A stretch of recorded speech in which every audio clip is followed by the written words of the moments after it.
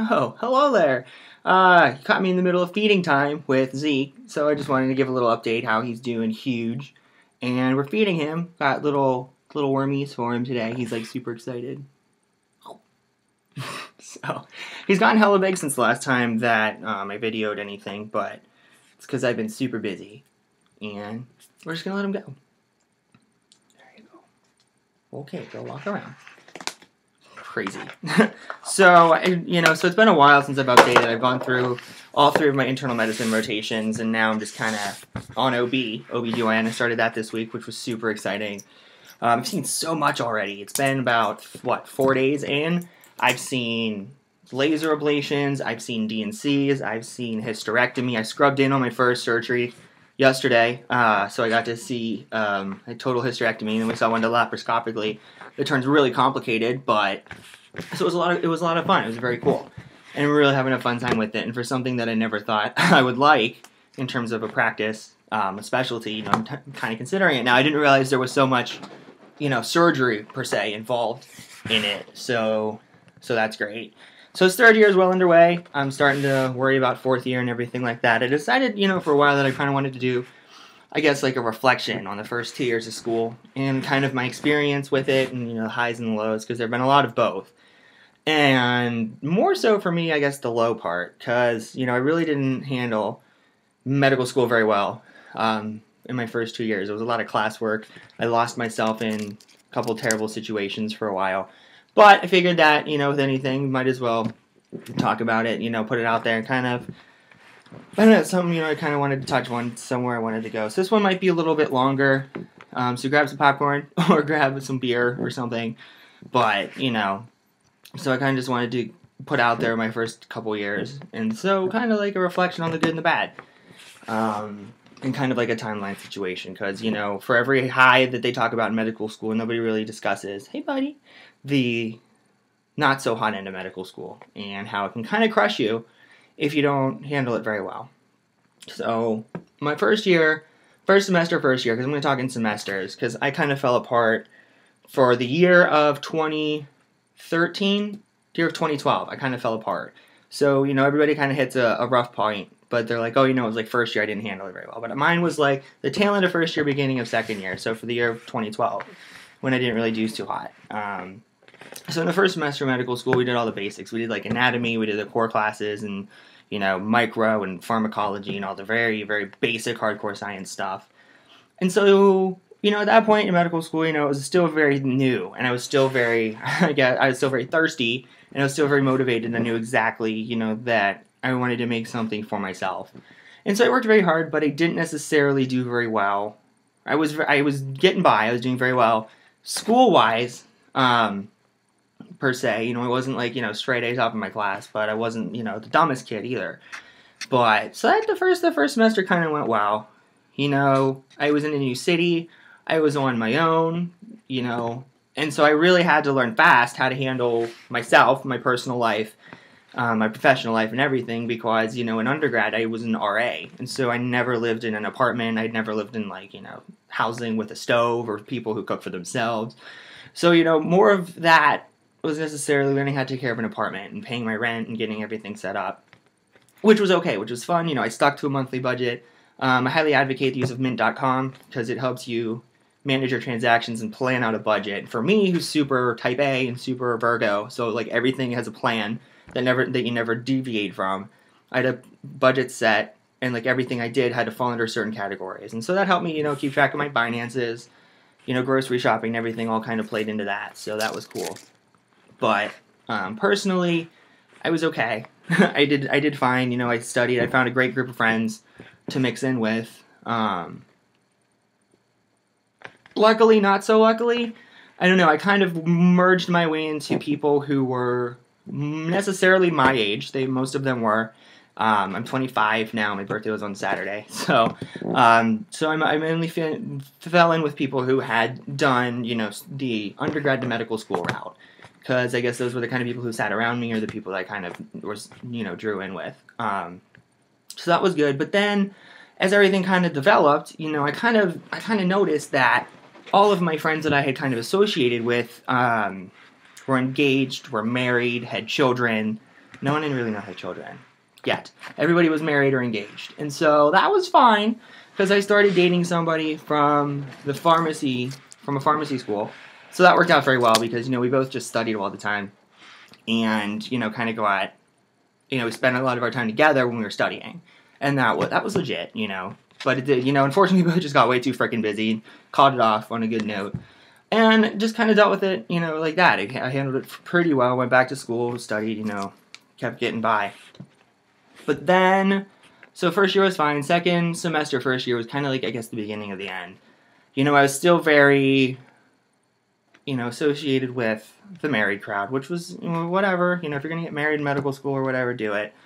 But, I remember on the first day, first day, like, the dean came in to talk to us and was like, focus on your school, because it's super easy to fall behind, and that's so true. I can't emphasize that enough, that it's easy to fall behind. You take, like, a night or two off from studying, and all of a sudden, you have this crap load of work you need to get caught back up on.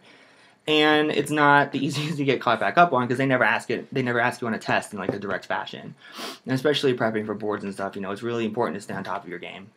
Which I was able to do for most of my medical school, but everybody crashes at some point. There would be times where I was just like, I can't do anything tonight. I'm burnt, I'm tired. But then you fall behind and everything. But anyway, so then, the tagline was, in medical school, I guess, kind of the way to see it is, don't fall in love, you'll fall behind. Which, is ridiculous, and everybody's like, well, I'm still gonna, I still want to have some kind of a social life outside of the classroom. I still want to get to know people, meet people, and that was my route. But then, I'm still trekking through school. The school part of my life didn't really change very much. I studied all the time, I met a great group of friends, and I studied. Personally, my second semester, first year, I started getting in a relationship with somebody who was outside of the medical field. And they necessarily didn't have, so it was a change from the pharmacy or somebody who was in the field because, they didn't have as much work to do. They go from 9 to 5, it was over, and then they had the night off. Didn't really need to follow up on anything, didn't really need to, worry about what's going on, what's going down tomorrow, what's going on, whatever. And so that became the major focus of my career, of my life, was I just put everything into, for some ridiculous reason, that I'll never understand now, but I do back then, was just like, it was so new to me, because because in undergrad, I was like the gunner. I studied all the time. I had friends who studied, and that was it, and that's all we did. We studied, we went to bed, and we studied, we went to bed, and occasionally kind of went, occasionally did our thing, because we could handle the workload, but, the medical school workload is just a lot, and I couldn't handle it very well, on top of, trying to put a lot of effort into my personal life. And so I did. I lost track of myself. I lost track of my goals in the end. I was still passing. I was still getting by. And the workload began to increase like crazy. And I wasn't increasing my studying to keep up with it. Instead, I kind of focused, a lot of my time was spent focusing on my personal life. And I was with the person all the time. They wanted to go to the bar 3 or 4 nights a week, and I was all for it, because I was very good at pulling myself back together and getting to class the next day. What are you doing, buddy? And so that became the main focus of my life for the second semester of first year. So I wasn't studying as much. And all I cared about was passing, and all I cared about was getting by, because it was just that's kind of what I wanted to do, which was a terrible idea. Getting by in medical school is never the route to go. Because boards need to be your focus from day one. And they weren't. I was like, these are 2 years away, I'll worry about them second year, and it'll be fine. But, I don't recommend doing anything along those lines. But, so then, through a terrible turn of events, towards in the summer between my first year and my second year, the person cheated on me and left me for the other person, and I just fell apart because I didn't know what to do with myself. It was the first serious relationship I've been in. It was this first, person I genuinely really, really cared about. And when it was over, I fell apart. I became a mess. I was, I didn't know how to handle it, and I didn't know how to handle nobody being there, because I fell apart in the summer, and so nobody was really, I didn't really have anything to do. So I kind of, I fell apart. I made some terrible choices. The summer, I went into a pretty serious depression spiral over it, and that, medical school is not the time to fall apart. And it happened.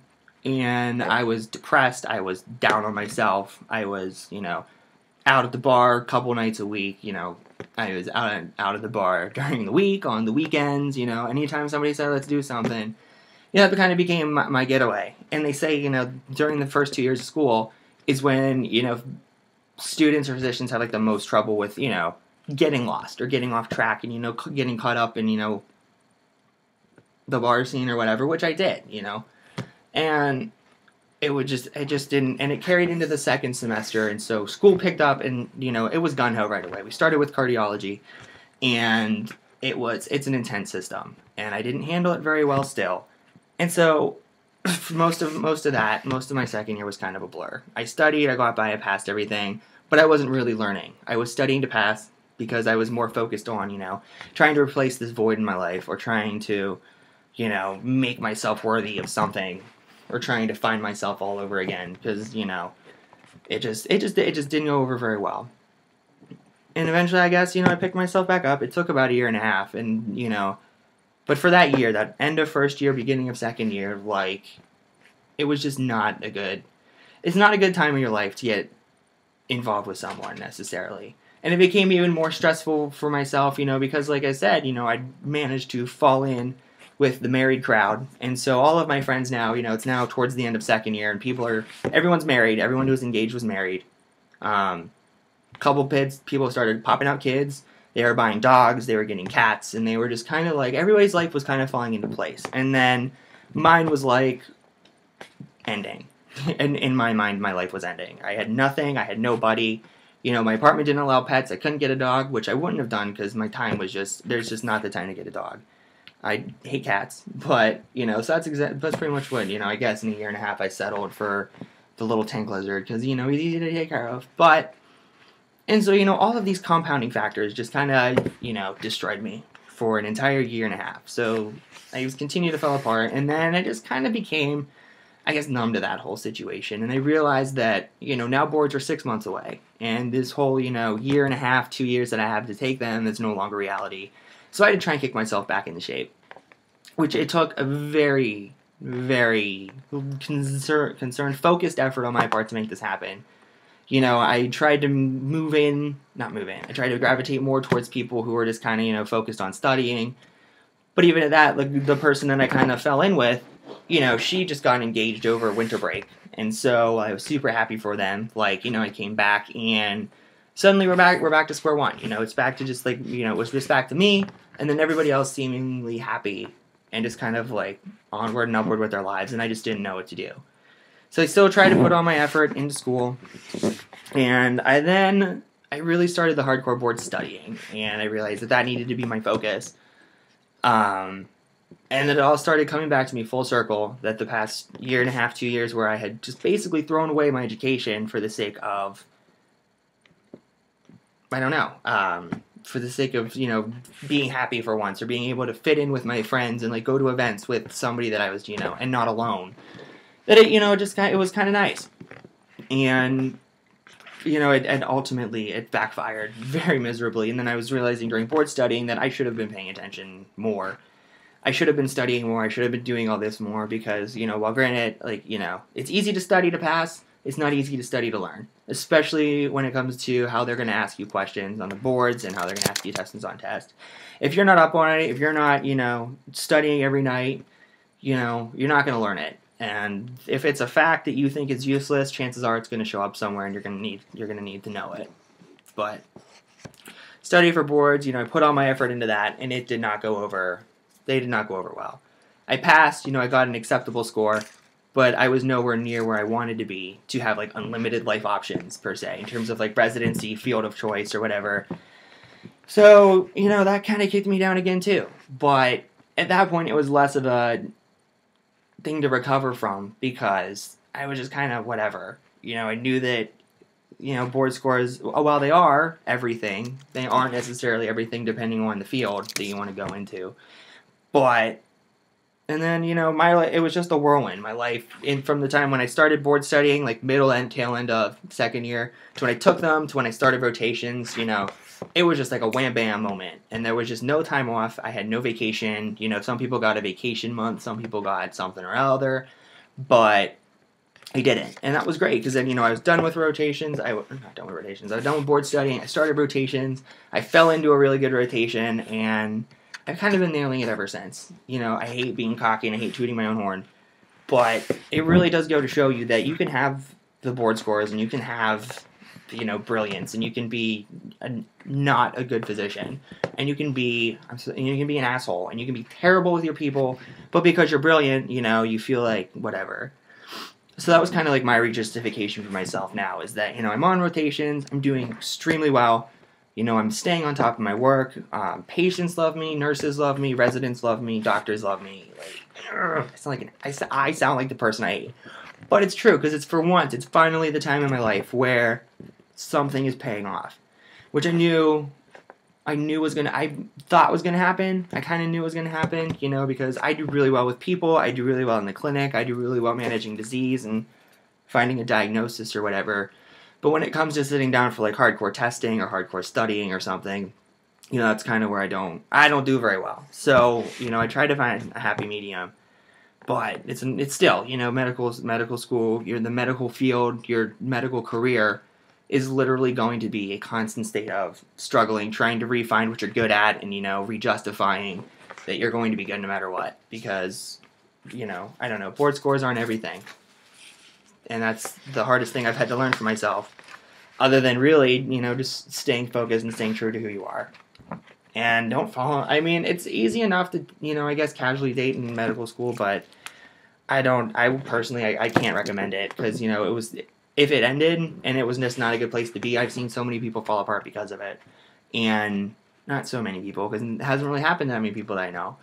But just keep it up. You know, keep your head up. If you're in my boat, if you're in, you know, whatever other boat there might be, you know, because I was talking to friends in dental school, you know, my friends are in graduate school, my friends are in, you know, PhD school or whatever, you know, master's program students, and everybody, you know, that I'm friends with outside of the medical field is kind of the same way. You know, they're like, I'm so tired of hearing about people and their kids. I'm so tired about people, you know, from undergrad getting engaged and starting their lives and getting dogs while, you know, you just get, it's very easy to let your personal life get in the way. And I don't have any advice on how to not let that happen, other than to stay on top of it. Because if you let it get to you, if you let it, you know, run rampant or run out of control, you're going to regret it. You're going to pay for it in the end. And I did. I ultimately, I say I messed up my first 2 years of medical school because I didn't know how to handle the workload. I didn't know how to handle the workload. I didn't know how to handle living on my own. Didn't know how to handle my personal life. But in terms of, I guess, advice to move forward with it, I don't know what I can say, because I still haven't figured out the best option to deal with that. Because even in rotations, you know, I was noticing that, you know, more along the time when you're working with doctors, when you're working with residents, or when you're working with other students, it's still the same thing. You know, the doctors are married and they're going to functions with other doctors and their wives and husbands and everything. And then all the residents are dating each other or in stable or giving out kids or whatever, you know, and it takes a toll on you personally. You know, it wouldn't be medical school if you couldn't get through it. And in terms of workload, that might be the hardest part. But for me, it was just a personal thing. You know, you can kill your career and you can be the best you can be during the day. But 5:30, 6 o'clock when you go home at night to nothing, it can get to you. It really can. But, you know, I guess just keep your head up, because it will turn around in the end. Everything will work out for the better. And it's hard to see that now, and I still don't necessarily see it, because I'm still very, you know, on the fence about a bunch of things in my own life. And like I said, you know, all this career nonsense can pay off. You know, it's paying off very well, and I'm doing very well in rotations, and I'm doing well clicking with staff and doctors. But every now and then, you come home after a long day, and if there's nothing there waiting for you, you know, is it really worth it? I don't know. That's personal dependent, and I'm not very good at being on my own. I realize that. I've discovered it. I've known that for years. I get very insecure. I get very shy. And so I didn't know how to handle it. But looking back, if I could change anything, I would realize how, you know, intense school really is. And that's the biggest thing, is I didn't know what to do. I sailed through undergrad. I studied my butt off. You know, the workload wasn't too terrible. And then they upped it about tenfold in medical school, and I did not adjust very well. So, stay focused. Know what the goal in the end is, and realize that it's going to pay off in the end. And while it may seem hopeless, and while it may seem like your life sucks, it does. Your life does suck for the first 2 years, and you're going to be miserable. But everyone goes through it, and everybody gets through it, and in the end, you're going to come out on the other side a better person. And so that's kind of how I justify it. I know where I've been, 100%, and I wouldn't trade it for the world. I've had millions of terrible experiences, but, I'm better for them. Everything does happen for a reason. I truly believe in that. I'm here for a reason. I'm here because I want to be. I'm here because I need to be, and I'm here because I'm meant to be. And there's nothing else that's going to keep me back anymore. Especially now that I've seen, what I can do in clinic and with patients, and it's going well, and I'm finally happy about it. But those first 2 years, they really make you question who you are, what you're doing, and if you're in the right field. But stick with it, because you are. Is, I guess, the big motivational message that I have to give to people, especially people who haven't really found themselves. I jumped from undergrad to medical school on my own alone, and I couldn't handle it. And now, I can. I guess. Not really. Because I'm still a mess in that, as in my personal life is just, out the window over the past couple months. There's just been, nonsense going on, but, I definitely know which one I need to put more effort into, and it's definitely the medical part of it. So that's, like, my big advice for that. So, I don't know. It's been 21 and a half minutes, and I don't even think anyone's going to watch this in its entirety. But, if you do, great. Thanks for sticking with it. I'm going to look back on this in 20 years and realize what an idiot I was. And I really hope that's the case, and I really hope that I realize, I screwed up for 2 years, and I refound myself, and now I'm killing it. And that's going to be my message to myself 20 years from now. Remember this little tragic mess that you used to be? Not anymore, is what's going to happen. So, alright, I'm done. I'm done talking. I got 8 seconds to stop this. I'm going to do it. Zeke and I say goodbye. Thanks for tuning in. Let me know if you have any questions, comments, concerns, anything. Shoot me a private message, and I'll talk to you later. Alright, thanks. Bye.